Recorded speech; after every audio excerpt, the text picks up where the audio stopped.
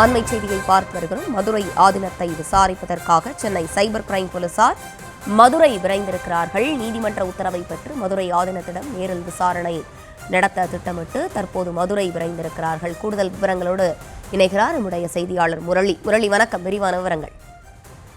வணக்கம்.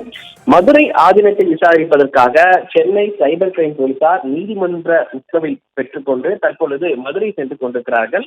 கடந்த மே மாதம் 2ஆம் தேதி மதுரை ஆதீனம் சென்னை சேத்துப்பட்டில் ஒரு நிகழ்ச்சி ஒன்றில் கலந்து கொள்வதற்காக காரில் வந்து கொண்டிருந்த பொழுது கள்ளக்குறிச்சி மாவட்டம் உளுந்தூர்பேட்டையில் மற்றொரு கார் ஒன்று அதிவேகமாக வந்து இவருடைய கார் மீது லேசாக உரசி உள்ளது.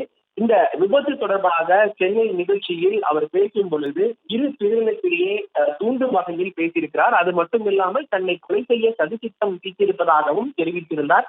இந்த விவகாரம் தொடர்பாக அங்கு பொருத்தக்கூடிய சிசிடிவி காட்சியின் அடிப்படையில் சென்னை சைபர் கிரைம் போலீசார் விசாரணை மேற்கொண்டு இரு பிரிவினரிடையே கலவரத்தை தூண்டும் விதமாக பேசியதாக 4 பிரிவின் கீழ் மதுரை ஆதீன மீது வழக்கு பதிவு செய்யப்பட்டது. இந்த வழக்கு தொடர்பாக ஏற்கனவே விசாரணை நடத்தப்பட்டு வருகிறது. மதுரை ஆதீனத்திற்கு சம்மனும் வழங்கப்பட்டது. அதன் அடிப்படையில் மதுரை ஆதீனம் சார்பாக அவருடைய வழக்கறிஞர்கள் சென்னை சேத்துப்பட்டில் இருக்கக்கூடிய சைபர் கிரைம் அலுவலகத்தில் ஆஜராகி விளக்கம் அளித்திருந்தார்கள். இதனிடையே மதுரை ஆதீனம் உயர்நீதிமன்றத்தில் ஜாமீன் கேட்டு மனு தாக்கல் செய்த பொழுது இந்த ஜாமீன் விவகாரம் தொடர்பாக போலீசார் தரப்பிலிருந்து அவருக்கு ஜாமீன் வழங்கக்கூடாது என தெரிவித்திருந்தார்கள். அதற்கு எதிர்ப்படியாக மதுரை ஆதீனத்துடைய வழக்கறிஞர்கள் இவருடைய விசாரணைக்கு முழு ஒத்துழைப்பு வழங்குவதாக தெரிவித்திருக்கிறார்கள்.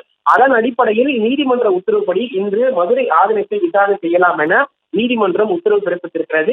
இந்த உத்தரவுக்கு இணங்க தற்பொழுது சென்னை சைபர் கிரைம் போலீசார் மதுரை ஆதீனத்தை விசாரிப்பதற்காக மதுரை சென்று கொண்டிருக்கிறார்கள்.